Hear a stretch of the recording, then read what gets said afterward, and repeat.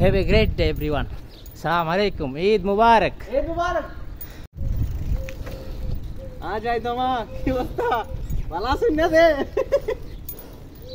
देखो ना कत एंजॉय आज যদি আইতাই তে ওই তো তোমার সবালো আই হেটেল থাকলো না কিন্তু কিছু করার না আর তুমি আইছো না।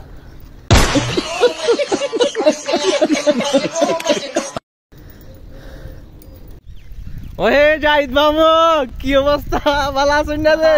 দেখেন দেখেন বুঝলি প্রায় কত কত বছর পরে আমার 3 বছর পরে রে সাইকেল চালাতে আমি কইরাম। शाबाश बेटा बहुत बढ़िया। কিটা কইছি সাইকেল ভাই সাইকেল ছাড়া কোনো শান্তি নাই এই দিন যাইবা। সাইকেল ছাড়া যে একটা ন্যাচারাল বাতাস এটা কোয়ার মতন না, মানে এটা এই বাতাসিটা জরিলে কর্নেস থেকে লই আইছে বুঝছো না নি? তো আমরা ফাইনালি যাইরাম আমার অফিসও, আমার মামুরা আলারে এটা আমার অফিসটা দেখাইয়া লই আই বুঝছো না ইটা কইছি। लेकिन 1 सेकंड